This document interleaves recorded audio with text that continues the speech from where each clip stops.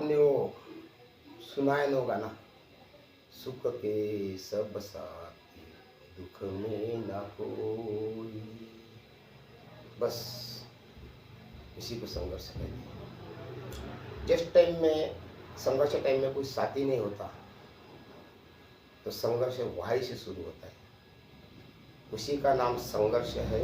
और उसी संघर्ष में उसको जो मंजिल तक पहुंचता है उसको इतिहास कहा जाता है, उसको इतिहास के पन्ने में उसका नाम लिखा जाता है। तो मेरा भी संघर्ष है, मेरी भी दुख भरी कहानी, एक मानव राज में शर्मसार करने वाली घटना है। और मैं गरीब होने के कारण इतना कुछ मुझे ज़्यादा लोग तो नहीं जानते, परंतु काफ़ी लोग जानते हैं। जो यूट्यूब के दीवाने हैं, जो मोबाइल के दीवाने हैं, वो सारे लोग जानते हैं कि यूट्यूब में मेरा नाम सर्च करेंगे गोपाल शेटे, या तो गूगल पर सर्च करेंगे गोपाल शेटे, तो मेरी पूरी हिस्ट्री उसके अंदर है।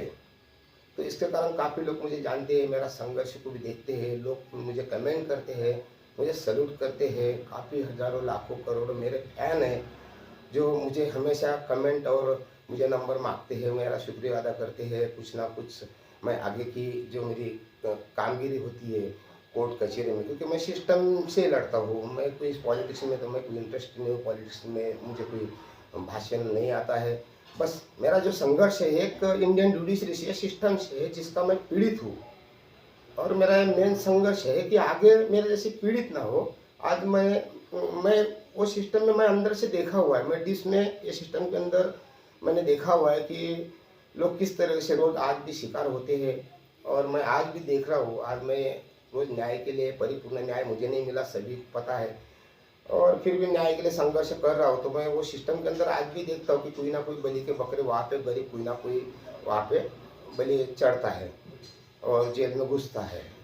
क्योंकि इसी के कारण है, आगे तो बहुत है बात करने के लिए। आज देखो कि यही कारण है कि एक जेल की कैपेसिटी कितनी है समझो, और नासिक जेल की कैपेसिटी समझ लो कितनी है, 2500 की। कम से कम वहाँ पे कितने कैदी है, 3500 से ज़्यादा। आप आर्थर रोड की कैपेसिटी देखो, 2500 से कम है, 2200 की है, लेकिन वहाँ पे 4000 से ज़्यादा कैदी है।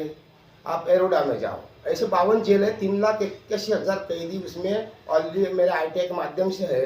बाकी ऐसे तो अनेक ही है, जैसे कि हमारी लोक संख्या पूरी बता नहीं सकते प्रॉपर, हम बताते कि कोई 1,35 कोई बोलते हैं 40 है, कोई 150, मैं तो बोलता 60 के ऊपर होगी, मेरा अंदाजा है। इसी तरह से जेल का भी मुझे अनुभव है।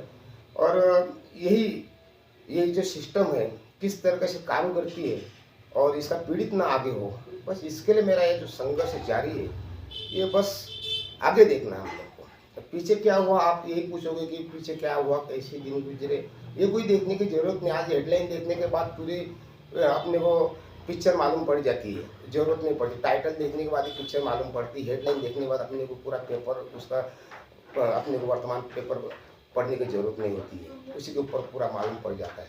क्योंकि हमारे देश में राजकारण बहुत खतरनाक है, इसी का कारण है हम लोग आज कुछ आगे सिस्टम में कोई ध्यान नहीं देता है, कोई लड़ता नहीं, और हमारे घर में कोई ना कोई, हमारे परिवार में कोई ना कोई पीड़ित होते जा रहा है, होते ही रहेगा।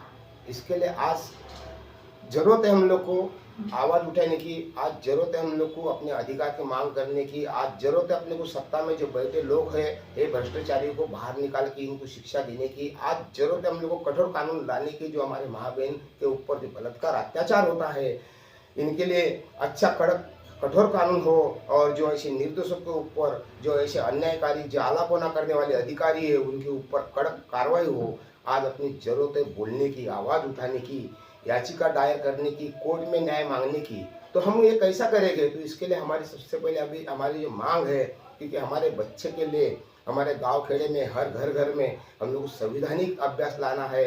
हमारे गांव खेड़े में लॉ की प्राइमरी हम लोग को शुरू करना है, ये हम लोग को जरूरी है। आज हमारे किसान, मेरे भाई बहन कितने आज तक हम लोग हमारे आज भी लोग किसान लोग आत्महत्या कर रहे हैं, लेकिन ये रोकने के लिए हम लोग को एकमात्र एक सही रास्ता है कि हमारे बच्चे को, आने वाले हमारे पीढ़ी के लिए हमारे गांव खेड़े में लॉ की प्राइमरी शुरू करना बहुत जरूरी है। आधा एक घंटा का विषय क्यों न हो, लेकिन एक जनरल अभ्यास, एक वकील का अभ्यास, एक हमारे गाँव खेड़े के हमारे भाई बच्चे के, हमारे बच्चे को सबको मिलना चाहिए ऐसा अभ्यास। जैसे तुम्हारे अमीरों के बच्चे, मंत्री के बच्चे, आमदार खासदार के बच्चे बड़े बड़े लॉ के बड़े बड़े विद्यालय में पढ़ते हैं, लेकिन कम से कम हमारे गांव में तुम ऐसी सुविधा चालू करके दो ताकि हमारे बच्चे भी एक अच्छी शिक्षा का ये करें और आगे चल के वो भी एक नौकरी के अधिकार पे बैठे और वो अपने अधिकार भी जान ले। इसके लिए हम लोग को ये संघर्ष करना पड़ेगा कि सबसे पहले हमारा भविष्य में आगे क्या रणनीति हो रही 2024 में, और इसमें हम लोग को किसको चुन के देना है, अपनी वोटिंग किसको करना है, ये सब हम लोग को जागरूक होना पड़ेगा।